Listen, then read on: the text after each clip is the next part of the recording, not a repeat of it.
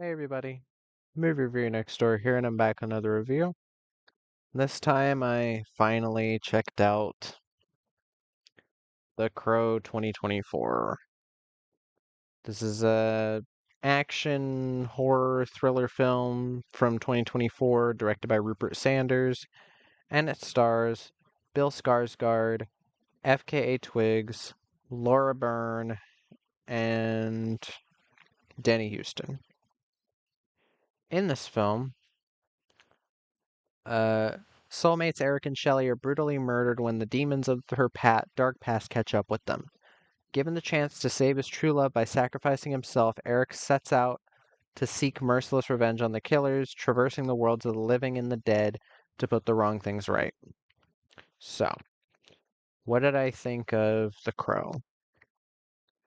Um, it's okay. I'd probably put it on about equal. No, I still liked the second one a little bit more than this. I would the second one still isn't good, but I still thought there were some interesting things about it, and if we got the actual version of the movie rather than what the Weinsteins wanted, which was basically a carbon copy of the first, then I think we could have had a good movie. Um, and Salvation, again, I think is an underrated film in the series. I think it is the best sequel. Much better than this. Um, this, however, it has a couple moments, and I will get to those. But overall, it doesn't really feel like The Crow, and I'll explain. Let me get to the cast first. Bill Skarsgård plays Eric, or The Crow. He is a terrible Eric. His acting isn't the worst I've ever seen. He has a lot of moments, though, where he seems lost and he just really just isn't acting well. I've never cared for Bill Skarsgård. The only thing I found him bearable in was Boys Next Door, or Boys Next Door, Boy Kills World, which I thought was a hell of a fun film. And just this, all this does is just makes me very scared about Nosferatu coming out. Um, but yeah, I don't think he's a good Eric. I don't think he's that badass. FKA Twig, uh, Eric's girlfriend, she's not good. I didn't find anything interesting about her character. And again, that's saying that when Shelley in the original was only seen in a couple flashbacks and at the very, very beginning where all of the stuff goes down. Um,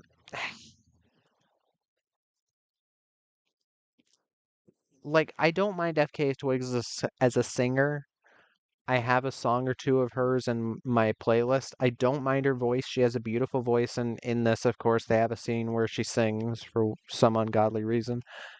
But acting wise, I do not like her. Laura Byrne plays Marion. She's kind of the right hand woman to the main villain. She's there. There's not much to say about her. She's in a movie that's on my watch list called The Birdcatcher that I haven't gotten to yet. But yeah, not much to say there. And Danny Houston plays Vincent Rogue, who is our villain for this, who is our replacement for Top Dollar from the original. Top Dollar was a really fun villain. You love to hate him. He worked. He was actually threatening. Michael Wincott had that voice. I love Danny Houston. Do not get me wrong. He plays some really effective villains. Even in X-Men Origins Wolverine, which I don't remember being a good movie, I still didn't mind him in it. Here, he is a run-of-the-mill villain, nothing special to him, barely gets to do anything. There's barely even a final fight between the two of them, like in the original. And that's kind of one of the biggest issues with this film is that everything interesting about the original is wiped away for this. You get rid of the gothic visual style of the original, which you could say is more was more influential to the horror and sci-fi genre or the dystopian genre than The Matrix, because The Matrix takes a lot of its cues from The Crow and Dark City, which is from the same director, Alex Proyas, because The Matrix has a lot of sets that were, used for Dark City. And Dark City still has some really fantastic CGI in it that has aged amazingly well. This does not have the gothic visual style of the original that gave it its own look and made it a big hit with a lot of people in the goth community. Uh, you're missing the performance of Brandon Lee, which is legendary. And I'm not even just saying that because Brandon Lee died. His performance was fantastic in the original Crow. He was perfect. He knew when to be cocky. He knew when to be scared. He knew when to do all these things. You don't have the villain, played by Michael Wincott. You don't have the goth and rock soundtrack, even. When, again, I say all they really had to do was pay for the music or whatever, but it still fit the film. And if the music fits the film, then that's a good thing. It can actually enhance your film. Just a second.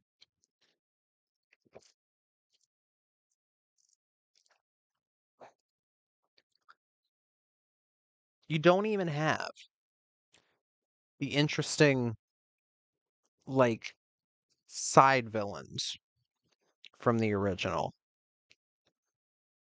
Like, like Micah, you don't have Micah, you don't have T-Bird, you don't have Skank, you don't have Tintin, you don't have Fun Boy, you don't have Grange, you have none of them. So what are we left with? We have a film with a really bland and boring fucking lead in Bill Skarsgård. Again, I don't care much for Bill Skarsgård. Boy Kills World, I thought gave a great physical performance. He had some really good facial expressions. He can act with his body and face, but he can't act with his mouth. And his voice is not right for this character. Nothing about the look of this character screams The Crow. He's got a really shitty looking fade. He he looks like a crackhead. And I'm guessing that's what they're going for, but he looks like a crackhead. And he has these really stupid fucking tattoos on his face, like the Suicide Squad version of Joker, Jared Leto Joker. That's what he looks like. He looks more like Jared Leto's Joker. Um, FK Twigs, again, does not make any impression. She doesn't really do much. The most that happens is that she gets naked and sings a tiny bit. And again, Danny Houston, what a fucking waste of Danny Houston. Again, I love Danny Houston. He is a villain in one of my favorite films of all time, Edge of Darkness, with Mel Gibson.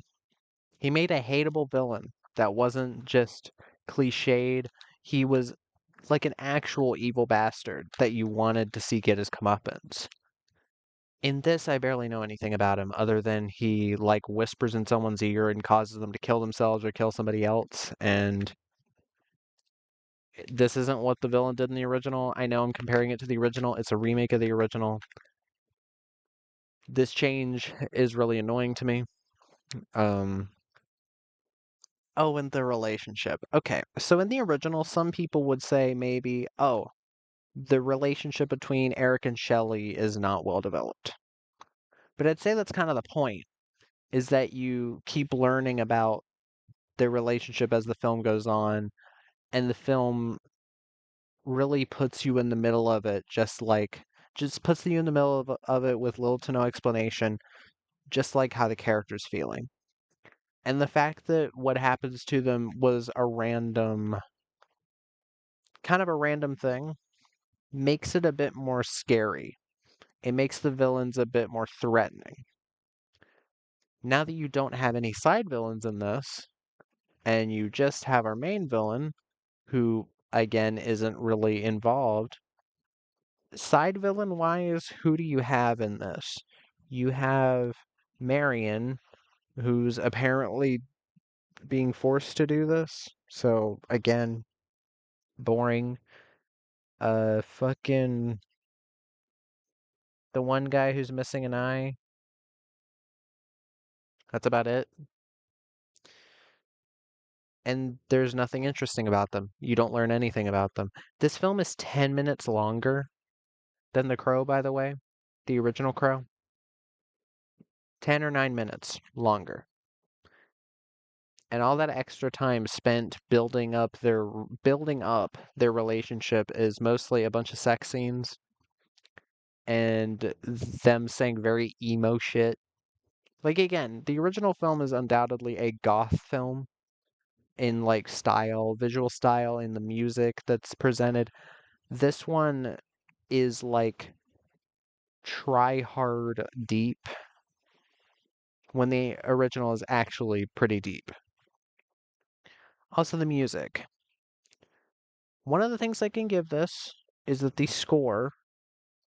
musical score from Volker Bertelmann was pretty good. But when they use like music that for the soundtrack, it is put in some of the worst fucking places. There's a bit after our main character is like had has like just seen a video of the feat of his love interest character being forced to kill somebody, and he starts like crying, and the acting is really bad for the scene. And then a rock song starts playing. And I'm like, this does not fit at all.